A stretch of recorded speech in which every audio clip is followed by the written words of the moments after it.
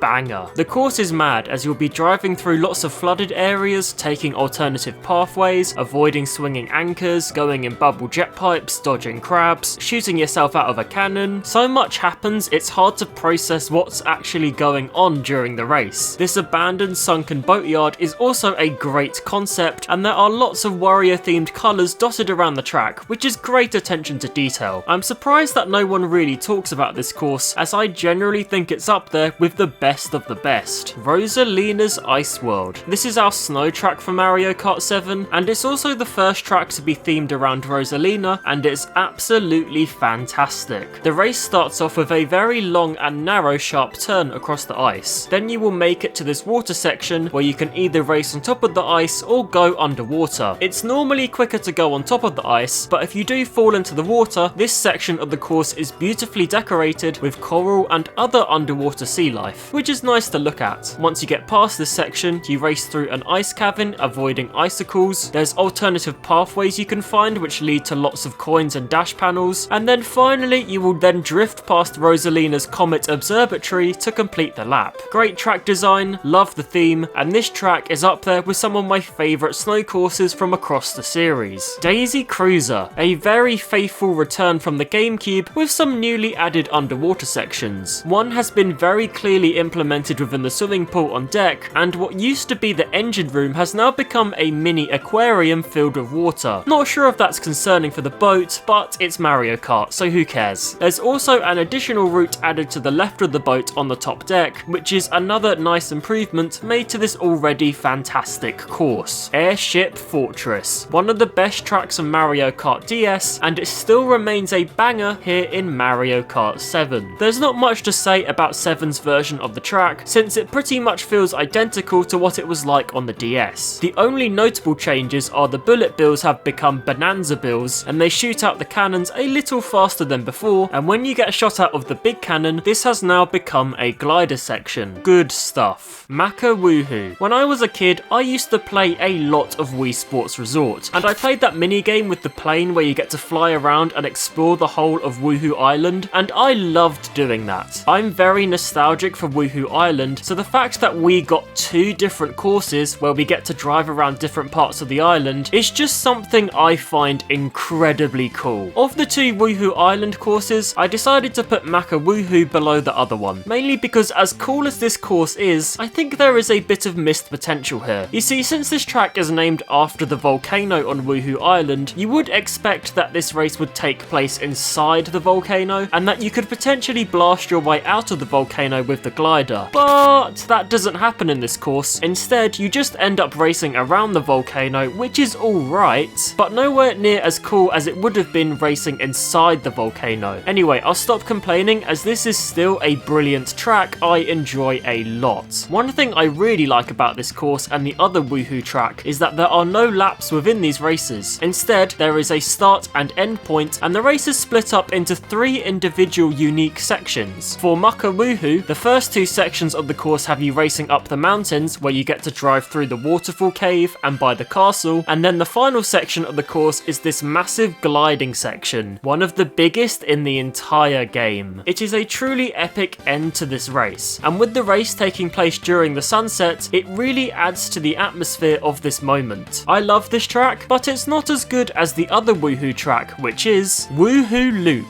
the superior Woohoo Island track, as in this one, you are basically driving around the whole outskirts of the island. You'll be taking in all the sights as you drive across the iconic red bridge, swing by the Cocoa Bar Hotel, travel through the ruins, continue through the windmill farm, go past the lighthouse, and finish the race where you started in Woohoo Town. The vibes here are just immaculate. Mwah, chef's kiss. There's also a ton of secret pathways to discover, so this is a really fun track to race on over and over again. Woohoo Loop feels incredibly nostalgic, and like with Mucka Woohoo, I absolutely love it. Coconut Mall, a track everyone knows as it's an absolute classic from Mario Kart Wii. Unfortunately, this track did peak back on the Wii, as a couple of minor changes have been made to this course which damages its reputation. The first being that the escalators no longer look like actual escalators. They are now just ramps with green and red arrows on them, so you are no longer frantically trying to guess which escalator is going up or down while racing. One of the moving cars towards the end of the track has also been removed, which is a bit of an odd change. The course also feels a lot more barren and empty compared to the Wii version, thanks to all the Miis within the shopping mall being removed, and some of the other decorative pieces have been stripped out as well. But these elements could have been taken out due to the 3DS's hardware limitations, so I can't really fault the course too hard for that. And despite my other complaints, Coconut Mall still bangs in Mario Kart 7. Incredible theme, crazy good course design, and the iconic music are all still here. So in my eyes, Coconut Mall remains a cult classic track within Mario Kart 7.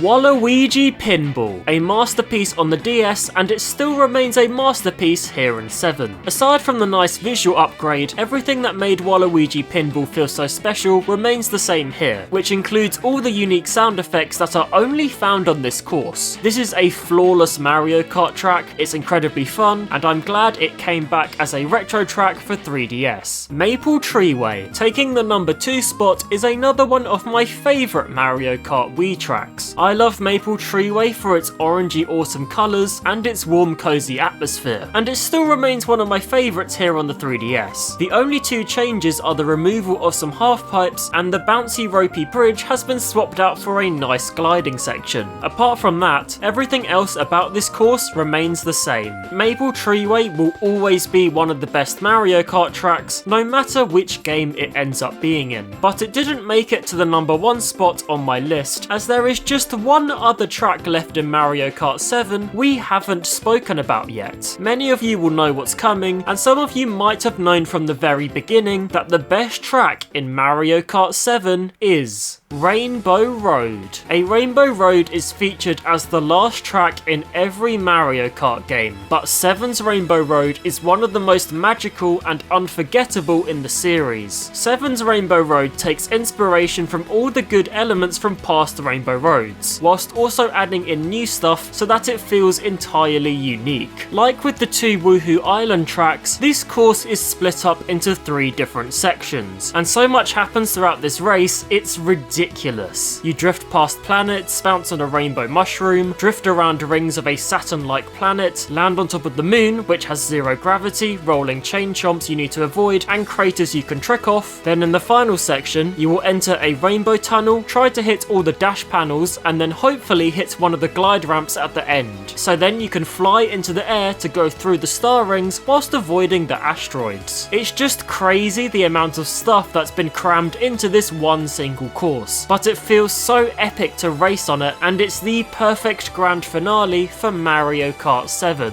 The only critique some people may have about this Rainbow Road is that it is not as challenging as some of the others in the series, but I think the amount of originality within 7's Rainbow Road more than makes up for that. This Rainbow Road is wonderful to race on. It's not only the best track in Mario Kart 7 or the best Rainbow Road, it's one of the best tracks within the Mario Kart series. And that, ladies and gentlemen, was every track ranked in Mario Kart 7, a criminally underrated game with some of the best tracks within the series. This video also marks the end of me ranking every track from the original SNES Mario Kart all the way up to 8 Deluxe. The last video I did was for Mario Kart DS, so feel free to head on over to this video on your screen right now to find out how I ranked every track in that game. I'll also leave a link in the description to my other Mario Kart track ranking videos, so you can go check those out if there's a particular game in the series you are more interested in.